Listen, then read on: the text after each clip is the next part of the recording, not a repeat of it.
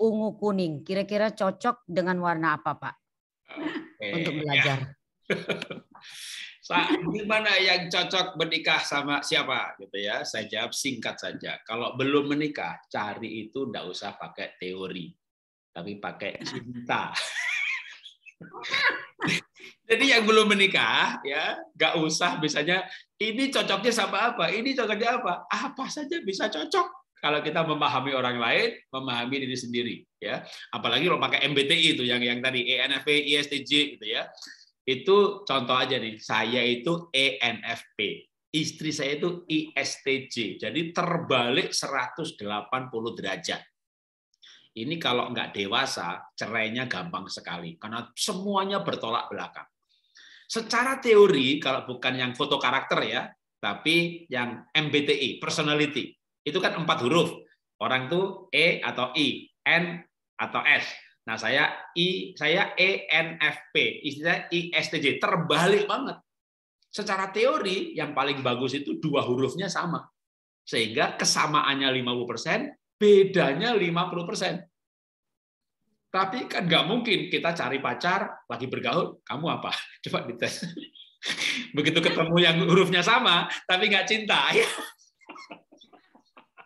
Jadi kalau lagi pacaran, cari pacar, nggak usah pakai teori, pakai cinta. Ya. Nah, kalau sudah menikah, justru teori ini dibutuhkan untuk apa? Untuk memahami pasangan. Contoh, misalnya, saya sama istri ternyata bertolak belakang. 4 huruf beda semuanya. Memang saya Sanguin, dia pragmatik. Ya, saya Jawa, dia Tionghoa. Tapi yang MBTI, yang personality tadi, saya ENFP, dia ISTJ. Bentrok sekali. Nah, teori ini kita siasati gimana? Saya berpikir positif. Kami perbedaannya banyak sekali. Berarti kami tim yang melengkapi luar biasa. Gitu. Jadi selesai, udah masalah selesai. Kenapa? Ya kita tim yang hebat, kita yang saling melengkapi. Gitu. Sudah menikah dites, ternyata hurufnya yang sama 1. Oke, berpikir positif aja. Ya, kita ada kecocokannya 25%, tapi kita saling melengkapi 75%. Dites, ternyata hurufnya sama 2. Udah, berpikir aja. Wah, kita ini enjoy banget loh. Kita cocoknya banyak, ada 50% cocok. Kita saling melengkapi 50%. Udah menikah dites, hurufnya 3-nya sama. Wah, kita ini pasangan hebat. Kita cocoknya 75% loh, makanya kita ini akur, ayo gitu. Beda sedikitnya saling melengkapi. Dites, dua-duanya sama 100%. Tidak ada. Ribuan pasangan dites, nggak ada yang orang itu sama persis lalu menikah gitu ya. Jadi jarang. Jadi kalau sudah menikah, mau teori apa aja, aku Sanguin, dia melankolik. Melankolik itu begini, berarti istri saya itu bukan nggak cinta saya, tapi bukan nggak perhatian, memang dia orangnya begitu. Jadi kalau sudah menikah, teori ini dibutuhkan untuk kita memahami, menerima, menyiasati. Memahami, menerima, menyiasati. Ya, lalu kita merubah diri sendiri. Kita berubah, apa yang terjadi? Pasangan kita mendapat teladan perubahan. Dia bisa berubah ya. Berarti saya bisa juga dong. Nah, makanya jangan merubah orang lain, ya, merubah diri sendiri. Nanti pasangan mendapat teladan perubahan. Anak juga mendapat teladan perubahan. Papa bisa berubah ya. Nah, kalau kita berubah, kita bisa bilang sama anak, pasti kamu bisa berubah, ya. Nggak usah bilang sama pasangan. Kalau pasangan saya tidak menyarankan mengubah pasangan.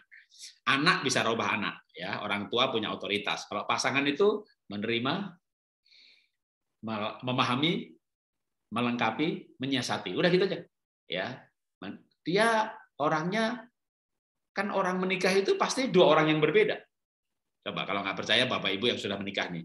Kalau yang satu rapi, satunya nggak rapi, namanya saling melengkapi. Dua-duanya nggak rapi, barangnya hilang terus, ya kan? Satunya boros, satunya pelit, itu namanya melengkapi. Dua-duanya boros, duitnya habis. Makanya Tuhan kasih jodoh yang murah hati menikah sama yang pelit, supaya nggak habis dikasih bantu orang lain. Ya, orang menikah itu pasti 2 orang yang berbeda. Satunya romantis, satunya nggak romantis. Itu namanya jodoh. Ibu nggak usah bertanya, Pak, suami saya itu nggak romantis gimana ya? Bu, tunggu.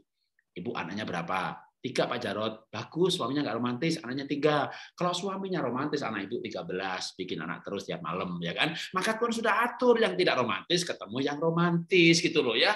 Yang satu tuh buru-buru, ayo cepet Zoom, cepet ke gereja, cepet ke airport. Satunya tenang. Itu namanya jodoh. Dua-duanya tenang ke airport. Udah terbang itu pesawat. Ya sudah, yuk kita beli lagi. Oh ya, kita beli lagi. Itu kalau dua-duanya tenang ya. Tapi Tuhan atur, satunya tenang, satunya buru-buru gitu kan. Satunya banyak ngomong, satunya nggak banyak ngomong, bagus. Dua-duanya banyak ngomong, rebutan. Saya ngomong duluan. Saya banyak ngomong, istri saya pendiam.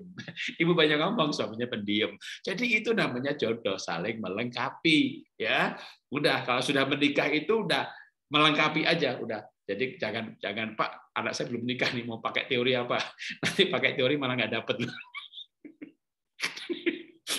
Yang cinta dites nggak cocok, yang cocok nggak cinta.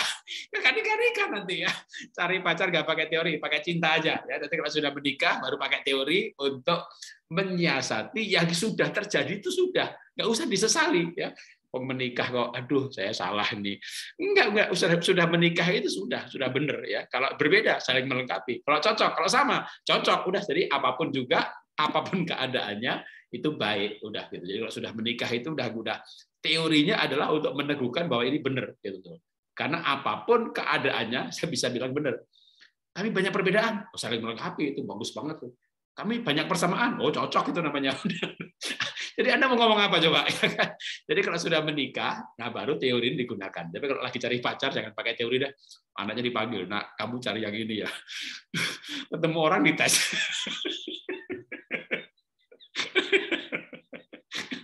Begitu ada yang mendekati, dites dulu. Aduh ini repot ini.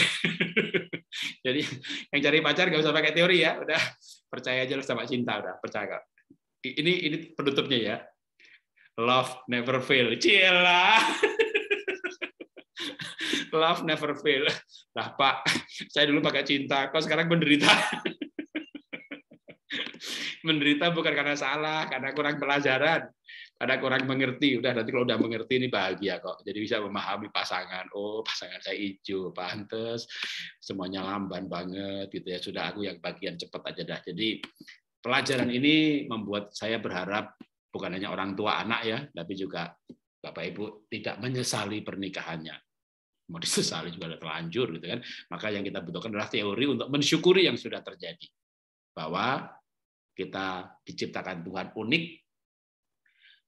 Berbeda itu indah kayak pelangi. Berbeda itu lengkap, berbeda itu imbang ya.